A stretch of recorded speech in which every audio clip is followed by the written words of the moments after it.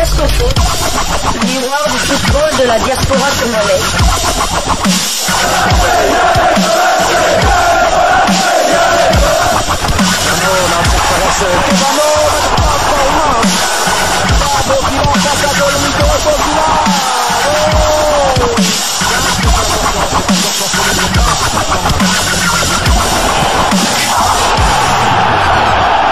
Diasco Foot, le miroir du football de la diaspora congolaise. Vous êtes sur Diasco Foot, le miroir du football de la diaspora congolaise. Diasco Foot vous dit bonjour, tout le plaisir est pour nous de vous retrouver, mais surtout de savoir que vous êtes nombreux en train de suivre votre chaîne YouTube dédiée uniquement aux footballeurs de la diaspora congolaise. Alors qu'on attendait des excuses de sa part, non seulement Kabulo Mwana Kabulo ne s'est pas excusé, il ne s'est pas non plus apaisanti sur ses propos qui avaient énervé beaucoup de sportifs congolais. Des propos où François-Claude Kabulo Mwana Kabulo traitait deux internationaux congolais, des binationaux qui plus est, d'avoir escroqué la République, oubliant que lui-même pourrait aussi être taxé d'escroc après avoir contacté le ministre des Sports sur demande de certains féticheurs. Il a dit à lui-même qu'il avait été contacté par au moins 200 féticheurs et qu'il était le pont entre ces gens et le ministre des Sports. C'est sûr que le ministre des Sports a eu à sortir l'argent, et s'il a sorti l'argent, ce n'est pas son argent de poche, mais c'est bien l'argent du contribuable congolais. Quid de la gestion de l'argent donné aux féticheurs pour un résultat qui n'a pas été concluant, alors que Kabulo Mwana Kabulo réclame le départ d'Hector Raoul Cooper, mais pour l'Enganga dont il a eu certainement l'argent, il ne s'est pas exprimé là-dessus. C'est quand même triste. Et Kabulo ne s'arrête pas là. Il a eu à nous faire encore d'autres révélations, des révélations difficiles à vérifier. Il ne nous donne pas des sources précises. Pourtant, c'est un journaliste de métier expérimenté, mais il a affirmé des choses par rapport au technicien argentin Hector Raoul Cooper. Je ne partage pas ce point de vue. Je vais donner mon point de vue à la fin. Je préfère vous proposer d'abord cet élément avec François-Claude Kabulo Mwana Kabulo. Ensuite, nous allons nous retrouver pour essayer de débattre un tout petit peu et conclure ce sujet. Je rappelle que vous êtes en train de suivre votre chaîne YouTube dédiée uniquement aux footballeurs de la diaspora congolaise. Il s'agit bien de Diasco Foot, le miroir du football de la diaspora congolaise. Suivant Kabulo Mwana Kabulo, nous nous retrouvons tout de suite après. Attendez, le match retour, il y a beaucoup de questions. À partir du schéma, moi je suis surpris. J'ai tous les schémas ici de l'entraîneur. Je passais mon temps comme ça, je dors tard, tout ça. Je peux vous les donner. Le premier match, on peut chercher une chaise entre-temps pour le secrétaire général, s'il vous plaît. Le premier match, c'était RDC Tanzanie. On joue en 4-2-4. Monsieur le technicien. Le deuxième match, Bénin RDC, 4-2-4. Troisième match, RDC Madagascar, 4-3-3. Le quatrième match, Madagascar RDC, 4-3-3. Après Tanzanie RDC, 4-2-4. RDC Bénin, 4-3-3.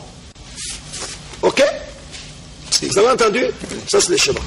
Maintenant, on va au match, le fameux match contre le Marocain.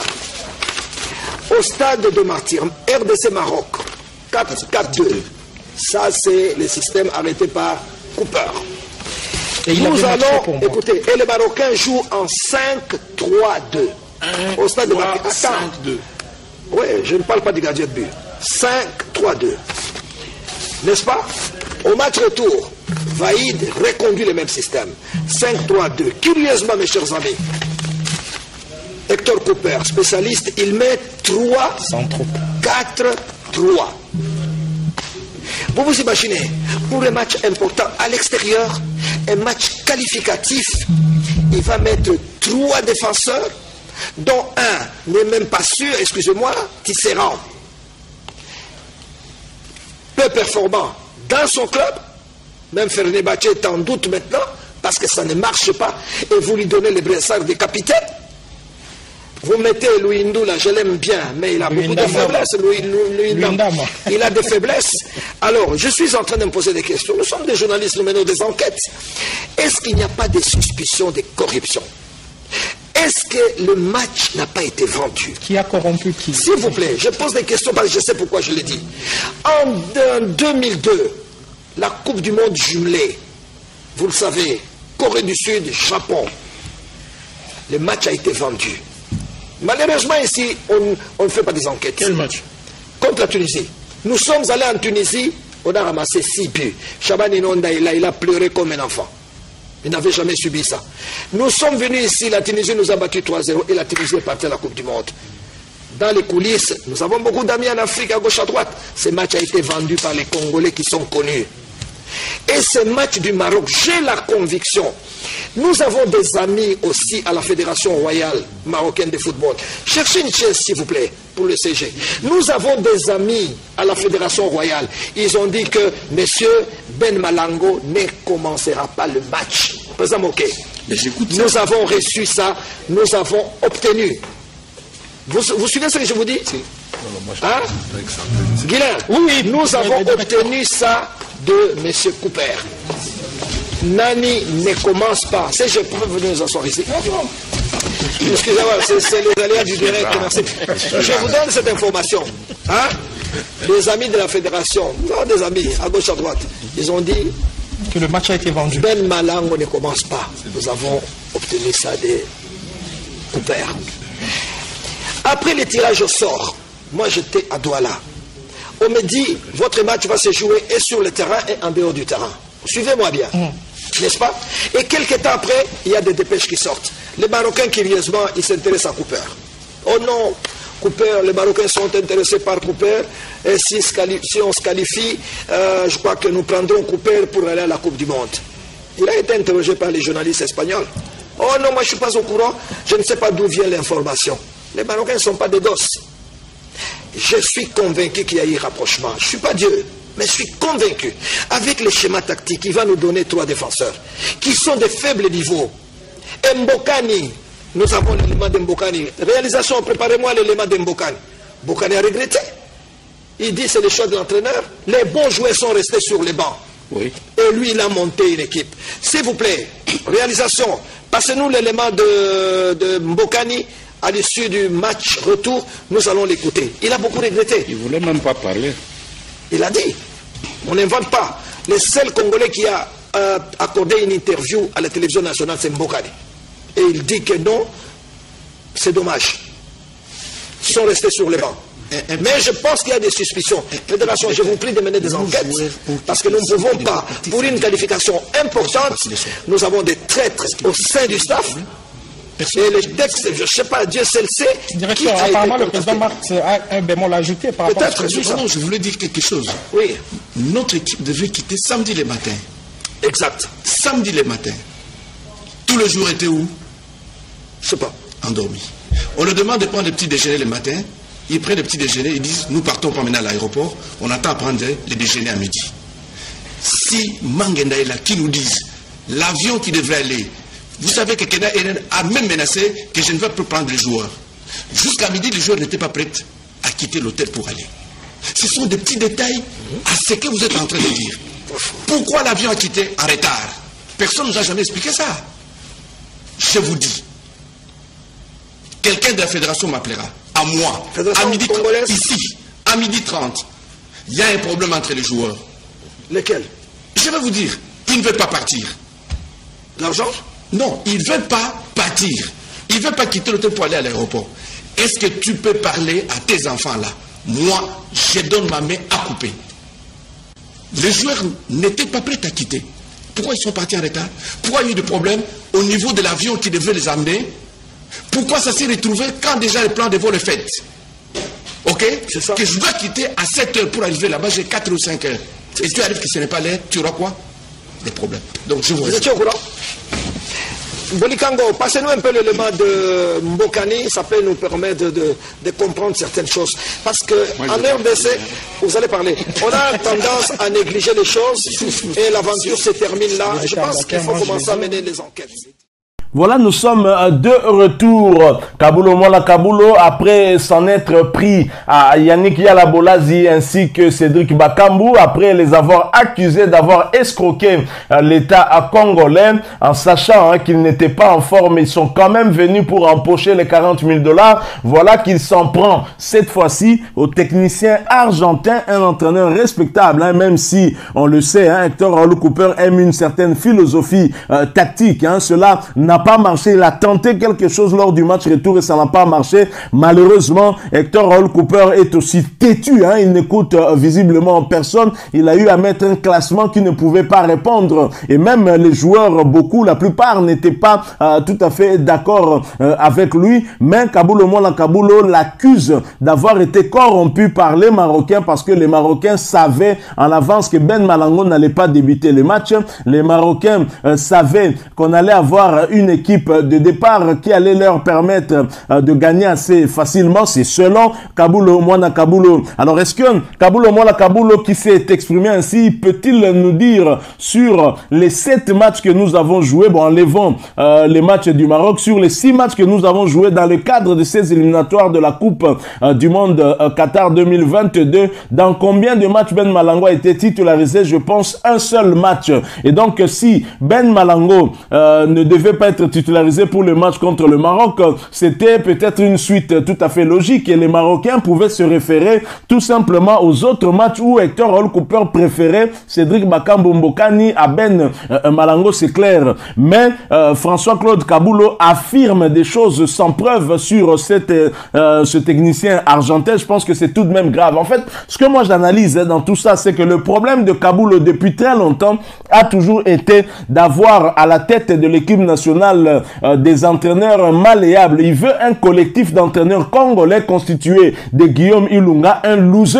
Guillaume Ilunga, je ne sais pas quelle compétition il a eu à gagner. Un entraîneur perdant devenu bourgmestre, mais qui veut toujours s'accrocher au football et chaque dimanche quasiment passe à l'émission Sport Dimanche de Kabulo Mola Kabulo pour faire des critiques. En fait, c'est préparer quelque chose pour avoir peut-être un collectif d'entraîneurs congolais, des entraîneurs spécialistes des 10% et qui voudraient avoir une ossature constituée essentiellement des joueurs locaux, des joueurs qui seraient susceptibles de leur offrir facilement les 10% en question. En tout cas, ça, c'est ma lecture. Je pense que en équipe des Léopards A, on devrait faire la symbiose entre les joueurs évoluant en Europe et ceux évoluant ici au pays, mais une symbiose pas dans les soucis d'équilibrer la présence des joueurs européens évoluant à l'étranger, les joueurs de la diaspora, bien sûr, nous sommes dans Diasco Foot, bien évidemment, et les joueurs évoluant ici par rapport au compartiment où les joueurs locaux seraient peut-être les meilleurs par rapport aux joueurs venant de l'étranger. C'est comme ça que les choses devraient se passer. Si à un moment donné, nous n'avons que des joueurs locaux qui sont meilleurs dans tous les compartiments, pour moi, il serait normal que l'équipe soit constituée que des joueurs locaux. Si nous avons que des joueurs professionnels ou évoluant à l'étranger qui sont les meilleurs dans tous les compartiments, il est tout à fait normal qu'on ait que ces joueurs-là parce que tous ce sont des Congolais. Et pour Kabulo Mola Kabulo, puisqu'il avait fait cette campagne-là, et même avec le regretté Fouassa Ntombisa, ils avaient fait leur campagne pendant plusieurs semaines en réclamant en tout cas un collectif d'entraîneurs locaux ou alors qu'on mette des joueurs locaux. C'est bien bon. Mais qu'est-ce que ces joueurs locaux nous ont apporté lors du championnat d'Afrique des Nations, éliminés de cette manière par le Cameroun alors que nous étions parmi les favoris? C'est vraiment triste ce genre de langage, un point de vue que je ne partage pas. Je pense que Kabulo a des intérêts personnels, des intérêts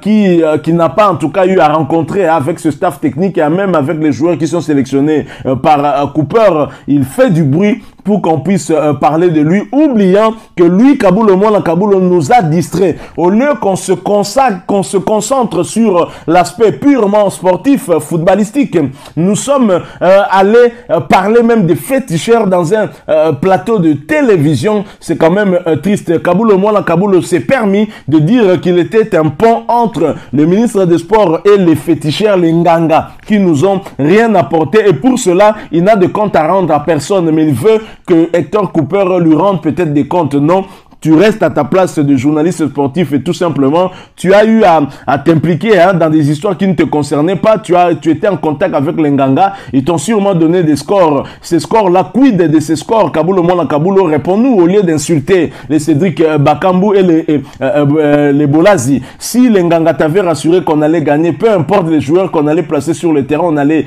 gagner. Mais pourquoi on n'a pas gagné? Les Nganga qui impose un joueur comme Christian Luindama à lui seul, qui donne 2 passes décisives aux Marocains, qui nous mène 2-0 à la suite de 2 passes décisives de Christian Luindama, et tu voulais qu'après cela nous puissions nous relever. C'est quand même triste que quelqu'un puisse se comporter de cette façon alors qu'on le connaît, journaliste sportif expérimenté. Je me demande si c'est vraiment cette expérience, ça correspond à de l'expertise. Je ne crois pas, parce qu'on peut être expérimenté dans des bêtises, continuer à croire que ce qu'on fait est bien pendant des années alors que ce n'est pas bien du tout. On ne respecte pas la procédure ni aucun texte. Donc voilà, nous allons revenir peut-être de temps en temps par rapport à cela, parce que moi j'aimerais bien que Kabulo s'excuse par rapport aux propos qu'il avait tenus contre nos internationaux, parce que ces propos-là vont empêcher demain d'autres binationaux de venir ici au pays. Moi, je serai parent d'un binational, je n'accepterai pas que mon enfant vienne après les propos de Kabulo Mwana Kabulo, parce que ce qu'a réalisé Yannick Yala-Bolazi dans cette sélection et même Cédric Bakambu ne peut pas être effacé en 1 ou 2 ou 3 à match.